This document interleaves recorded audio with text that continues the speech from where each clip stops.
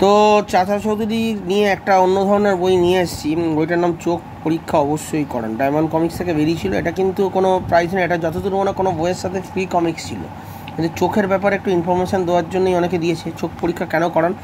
চাচি, মা লিপস্টিকের নতুন সেট পাঠিয়েছে রবিবার, খুব সুন্দর সেট, টুইঙ্কিল, আমি এক্ষুনি লাগাচ্ছি। চাচি আয়নার সামনে লিপস্টিক লাগালো, লিপস্টিক ঠোঁটে ছড়িয়ে পড়লো। হ্যাঁ চাচি, বাহ।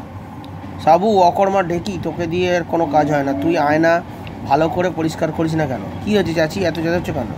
তোকে আমি 1000বার বলেছি আয়না বদলাতে, কিন্তু কেন? আয়না কাঁচ এত ঝাপসা কেন? কিছুই দিয়ে পরিষ্কার করা যায় না? আসলে তার চোখটা গন্ডগোল ছিল, ঠিক আছে, পরিষ্কার দেখতে পাচ্ছি না। চোখ অবশ্যই বড় জিনিস, এটা তার উপর একটা আমি ছোট্ট এক্সাম্পল দিয়েছি। বইটা তোমার দেখাচ্ছি, দেখো। এটা চোখের সমস্যা হলে কত রকম বিপদ হয়, আমার বাড়িতেও হয়েছিল। ছোট্ট বই এটা। এটা কত দাম নিয়েছিল তাও জানি, এটা আমি একজন বন্ধু পাঠিয়েছিল, মনমিত, ঠিক আছে, ও তো হিন্দি কমিক্স কালেকশান করে, তার সাথে বইটা আমার পাঠিয়েছিল।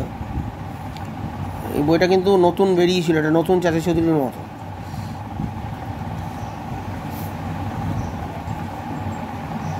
চোখের ওপর বই এটা, এখানে গল্পটা শেষ হয়ে যাচ্ছে, ঠিক আছে। চোখ যে কত বড় ইম্পর্ট্যান্ট জিনিস।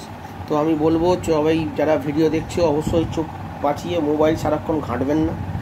মোবাইল সারাক্ষণ ঘাঁটলে অন্ধকারের মধ্যে অনেকে মোবাইল স্ক্রল করতে থাকেন, এর ফলে চোখের কিন্তু অনেক বড় ক্ষতি হতে পারে। ভিডিওটা দেখছেন বলেই আমি বলবো না যে সবাই চলে আসুন এখানে, হ্যাঁ, চলে এসে বারবার দেখুন। আমি নিজের সাবস্ক্রাইবার বা ভিউজ বাড়ানোর জন্য কখনই কারোর ক্ষতি চাইব না।